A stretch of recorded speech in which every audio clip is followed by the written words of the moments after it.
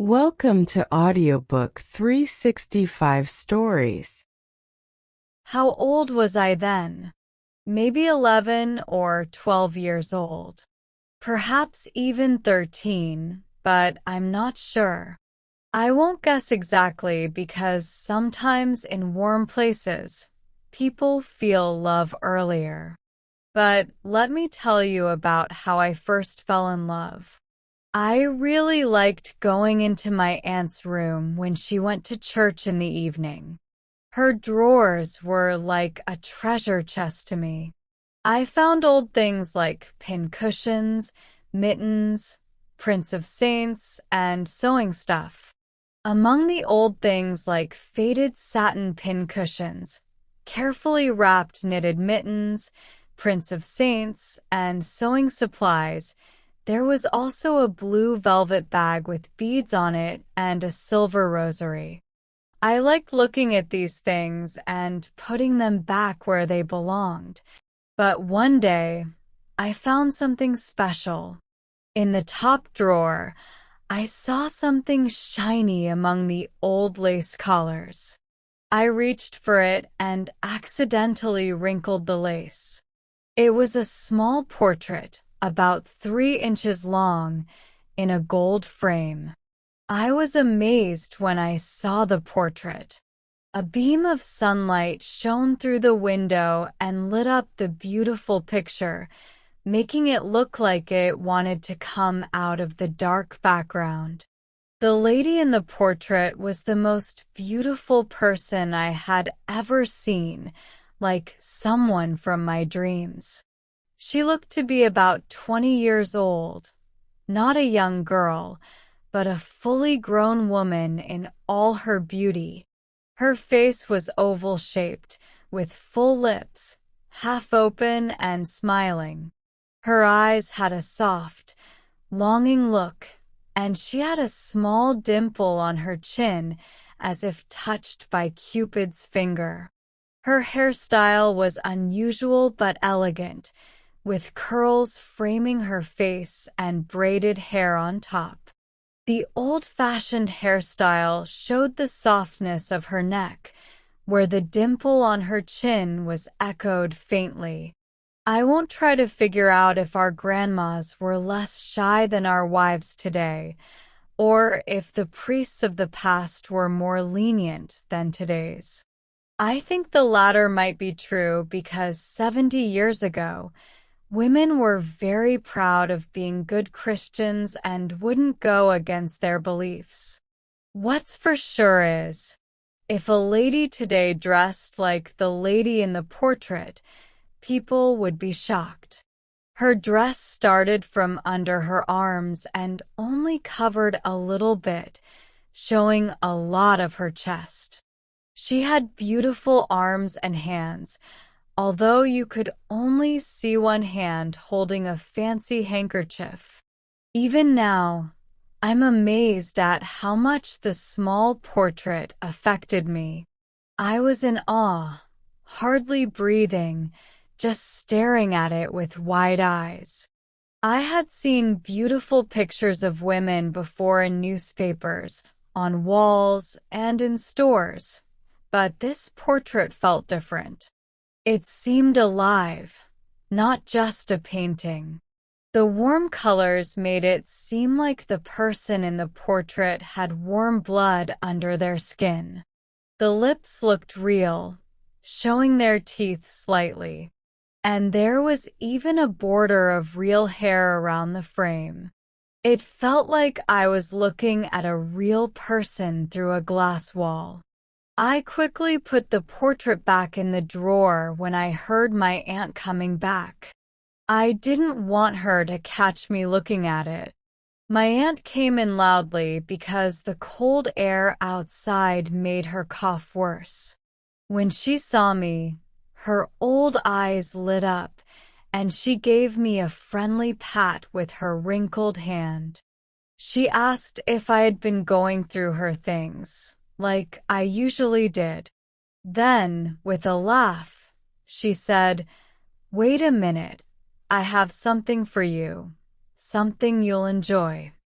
She took out a paper bag from her big pocket and pulled out 3 or 4 gum candies stuck together, which made me feel sick. My aunt didn't look like someone you'd want to take candy from. She had lost some teeth. Her eyes were very dull, and she had a little mustache growing above her thin lips. Her hair was gray and messy, and her neck looked loose and pale like a turkey's when it's happy. I refused the candies with disgust. "I don't want them," I said firmly. "You don't want them? That's surprising. You usually love sweets," my aunt replied. "I'm not a little kid," I said, standing up straight. "I don't like candy."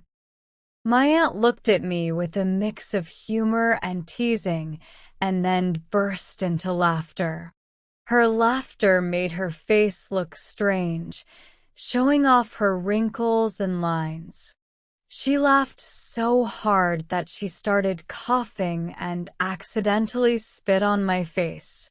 I felt embarrassed and disgusted, so I quickly went to my mother's room to wash my face. After that incident, I couldn't stop thinking about the lady in the portrait. Whenever my aunt left the house, I would sneak into her room, take out the portrait, and stare at it. I imagined her eyes looking into mine and her chest moving as if she were breathing. I felt too shy to kiss the portrait, so I would just hold it close to me. Everything I did revolved around the lady in the portrait. Before going into my aunt's room to look at the portrait, I would wash, comb my hair, and make myself look nice, as if I were getting ready for a special meeting. I often saw boys my age proudly showing off their girlfriends, sharing love letters, photos, and flowers. They would ask if I had a girlfriend too. I felt shy and didn't know what to say, so I just smiled mysteriously. When they asked my opinion about their girlfriend's looks, I would shrug and say they were not that pretty. One Sunday, I was playing with my younger girl cousins, who were really cute. The oldest was not yet 15. We were having fun looking through a stereoscope when suddenly the youngest cousin, who was about 12, took my hand secretly. She blushed and whispered, "Take this." I felt something soft and fresh in my hand, and I saw it was a small rosebud with green leaves. The little girl smiled and ran off, glancing at me, but I, feeling strict like Joseph, threw the rosebud back at her, making her upset. She was mad at me for the rest of the afternoon, and she still hasn't forgiven me, even though she's married and has 3 kids now. Because the short time my aunt spent at church wasn't enough for me to admire the portrait, I decided to keep it in my pocket all day. I felt like I was hiding from everyone, as if I had done something wrong. I even imagined that the portrait could see everything I did from inside my pocket. So, before I did anything that wasn't fitting for my pure love for the portrait, like scratching myself or adjusting my sock, I would take it out and put it in a safe place.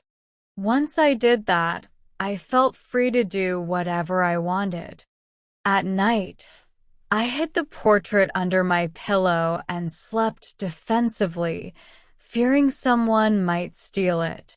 I woke up many times during the night, worried about losing my treasure. In the morning, I found the frame's imprint on my left breast from sleeping with it tucked under my nightshirt. The touch of the miniature portrait gave me wonderful dreams. In my dreams, The lady from the portrait came to life and was kind and beautiful. She would take me on adventures to her palace on a fast train. She would sit me down and gently touch my head, making me feel special. I would read to her from a big book or play music, and she would smile and thank me for entertaining her.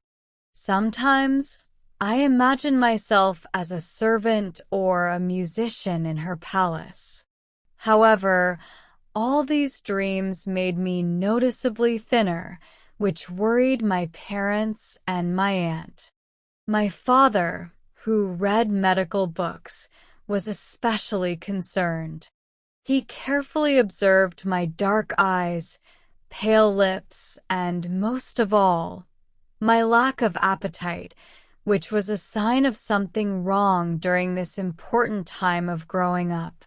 "Come on, son, play and eat," my dad would tell me, but I would sadly respond, "I don't feel like it." They tried to distract me, offering to take me to the theater, pausing my studies, and giving me frothy milk to drink. They even poured cold water over my head and back to make me feel stronger.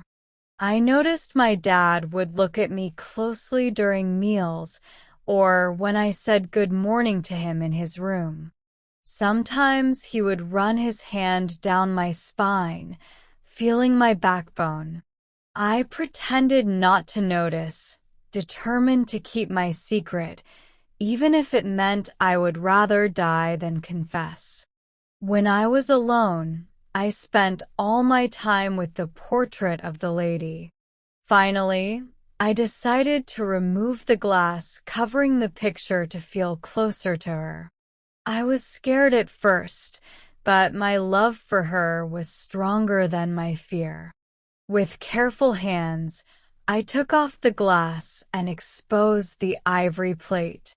As I kissed the painting, I could smell the faint fragrance of the hair around it. I imagined it was a real person I was holding. The feeling overwhelmed me, and I fainted on the sofa, holding the miniature tightly. When I woke up, my dad, mom, and aunt were all leaning over me with worried expressions. My dad was checking my pulse, shaking his head and saying, "His pulse is weak, barely noticeable." My aunt, with her bony fingers, tried to take the portrait from me, but I held on to it tightly, almost without realizing it. When I woke up, my dad, mom, and aunt were all leaning over me with worried expressions. My dad was checking my pulse, shaking his head and saying, "His pulse is weak, barely noticeable." My aunt, with her bony fingers, tried to take the portrait from me, but I held on to it tightly, almost without realizing it. I was shocked and couldn't believe what I was hearing. My fingers loosened their grip on the picture. Somehow, I managed to say, "You, the portrait, is you? Don't you think I'm still pretty, boy?" Bah! One looks better at 23 than at, I don't even remember how old I am. Feeling weak, I almost fainted again. Thankfully, my dad carried me to bed and gave me some port to drink. I felt better soon after and never wanted to go into my aunt's room again.